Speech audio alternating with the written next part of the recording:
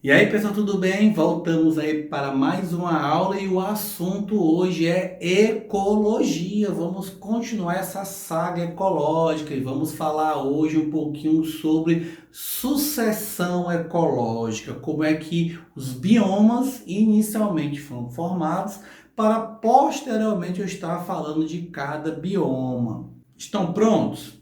Então vamos lá. Então, o que é sucessão ecológica, né? São as mudanças graduais e paulatinas que vão ocorrendo dentro de um bioma, sucessivamente seguindo a climatologia do local, as situações que se impõem no local, até eu me estabelecer como uma comunidade clímax. Ítalo, eu não entendi. Todo bioma, ele ao se estabelecer, ele sempre vai ter um ponto de princípio. Muitas vezes, quando você olha para um bioma, aquele bioma ele já está numa comunidade clímax. Por quê? Porque demora às vezes 150, 300, 500, 1000, 5000 anos para aquele local não mudar mais. Quando você chega num local que ele não muda mais, aí você fala assim, ponto, isso aqui é uma comunidade clímax. Por exemplo, aqui no Nordeste, a Caatinga, a Mata Atlântica, o Cerrado, são comunidades clímax. Ao longo de milhares de anos, aquilo foi mudando o tipo de vegetação e chegou-se a um ponto que não havia mais mudança. Então, essas mudanças climatológicas, mudanças de vegetação, é chamado de sucessão ecológica. E quando não muda mais, é chamado de comunidade clímax. Lembra lá da história do processo ecológico de Lamarck? Lamarck disse que as girafas, elas começaram a esticar o pescoço porque as árvores elas foram mudando e crescendo. Ora, se as árvores estavam mudando e crescendo, como é que estava aquele ambiente lamarquista? Estava numa sucessão ecológica.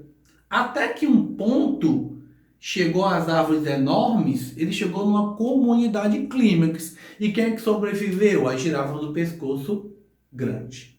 Basicamente é isso. Essas sucessões ecológicas, elas podem vir a partir de duas maneiras, né? Eu tenho aquela sucessão primária e eu tenho aquela sucessão secundária. O que é que seria uma sucessão primária? É aquela que começa numa área antes não habitada, tá? Uma área que parte do zero. Nitro, como assim partir do zero?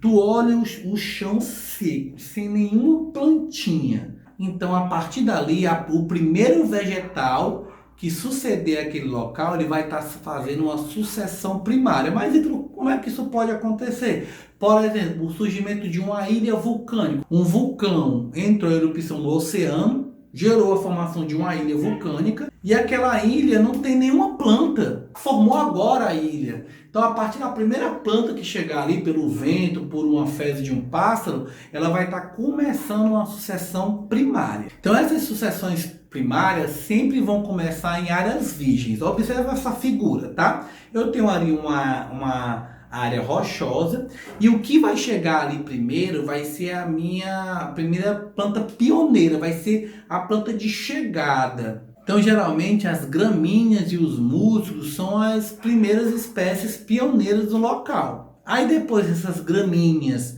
ao se estabelecer os microclimas dos locais, né?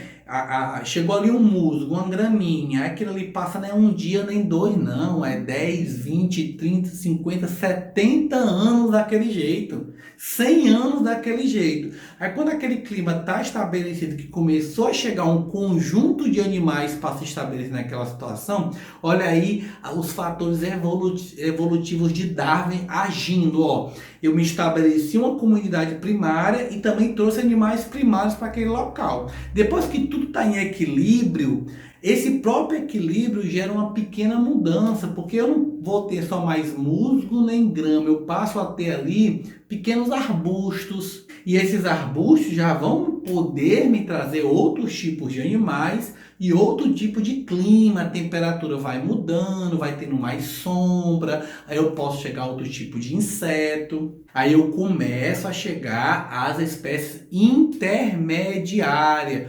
O o que nós chamamos de séries, né? Que são os animais um pouco maiores, muito mais distributivo. Aí começa a chegar mais ave, porque tem um arbusto melhor para eu pousar. Aí essa árvore já consegue comer um fruto e defecar lá na frente e distribuir esse organismo pelo processo. Aí agora eu vou tendo arbustos que vão se estabelecendo.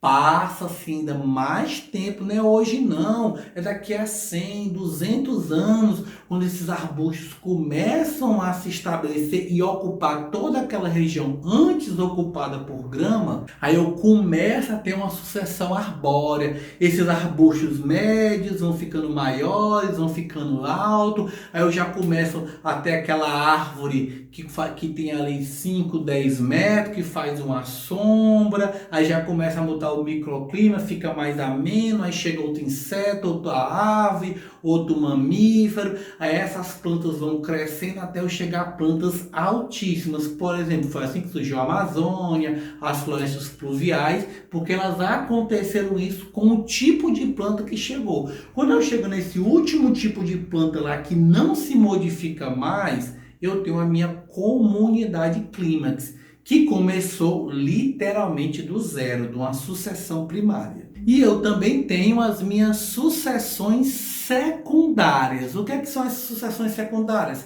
São aquelas que acontecem a partir de um desastre, de uma queimada, de uma mudança do ambiente, de um desmatamento, que não foi natural, tá? Alguém agiu. Então hoje nós estamos passando, por exemplo, no Brasil, com uma queimada enorme no Pantanal. Não está chovendo, alguém vai lá, bota o fogo de propósito, esse fogo se alastra e come uma área imensa.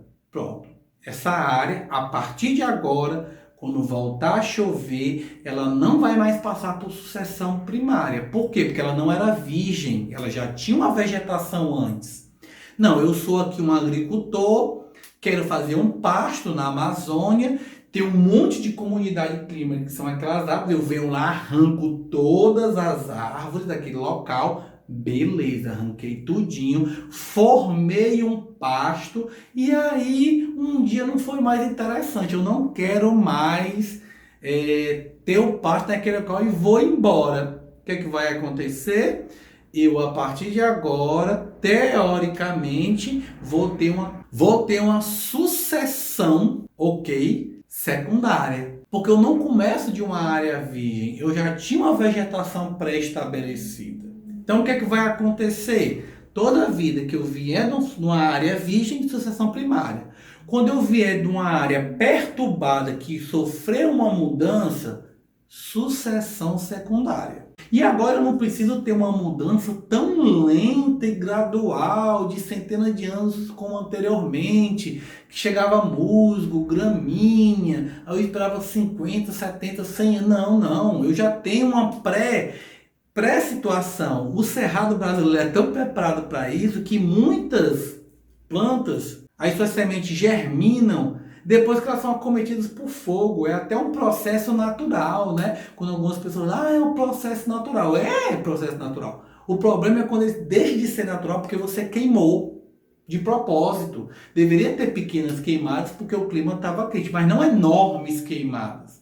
Não é para você perder 50% do cerrado por ano. É para você queimar 20%, 30%. Não é para você ter uma sucessão secundária em 80% da área. Não é, isso não é bom. Você mata muito animal no processo. Então, depois do incêndio, o que é que vai acontecer? Vai voltar a chover, as sementes vão germinar. E em poucos anos, eu já começo um processo até avançado, porque eu venho de sementes de plantas que já estavam naquele local. Aí, 1, 2 anos depois, eu já estou com todas as gramíneas, a base pré-estabelecida. Então, eu já começa a chegar aquele animal que fugiu, ele já estava lá, né? Ele não está chegando inicialmente, ele estava, queimou, conseguiu fugir. Agora ele volta para aquela área. E esse processo já começa a ser mais acelerado. 3, 4 anos depois das queimadas, aquelas gramas já dão local a pequenos arbustos, né? Então outros animais que fugiram estavam presos começam a voltar para essa área.